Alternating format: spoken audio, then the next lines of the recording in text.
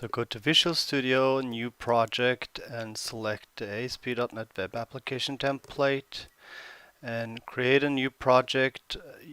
Choose an empty one and hook on Web API, and you will get your project up and running in Visual Studio.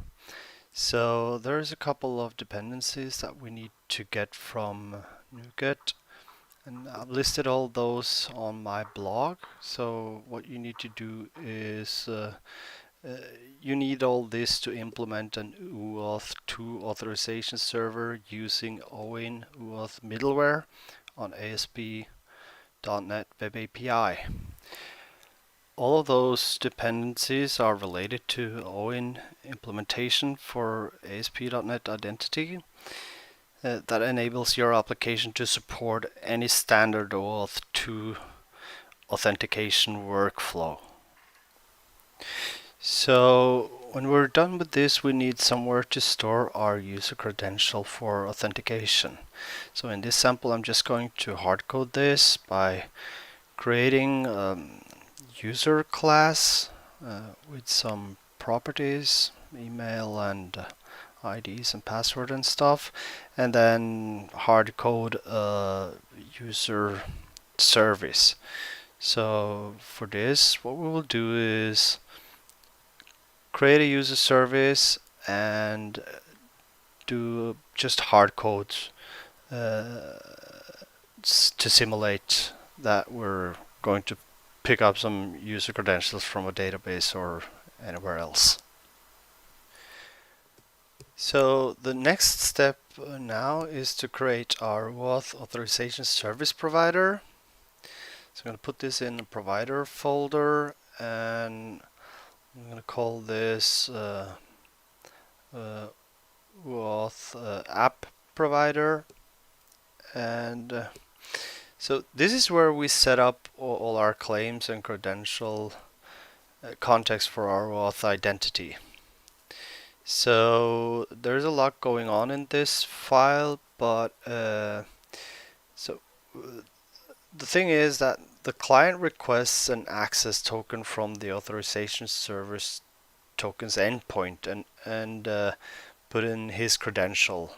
So what this provider do is validate the client's credentials and then issues an access token to the client. So now we need somewhere to fire all this up. So I will create a partial class called startup. Well, actually here is going to be partial, so it's going to be startup OAuth. And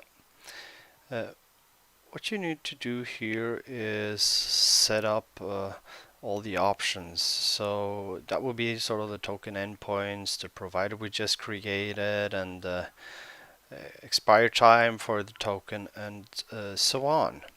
So we have this as a partial class, and what we need to do now is set up this startup point in the root of our application as well to fire everything up. So make sure that this is in the namespace, the root folder, and the project name, and then create a startup class.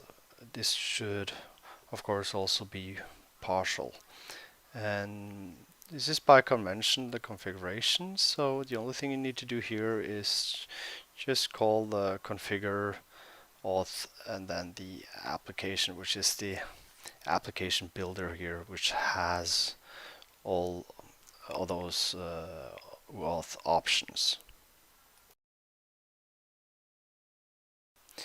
So now what we want to do is we want to know who is the user that is calling.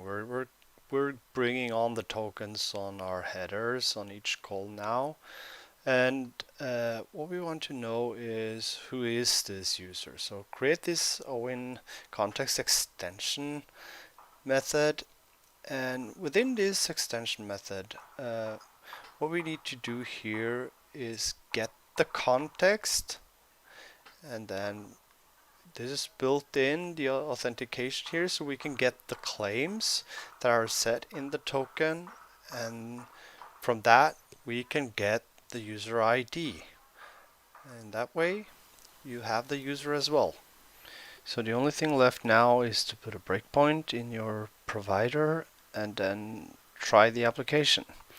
So I've created a test application for this, and I'm adding my email and password and then signing in.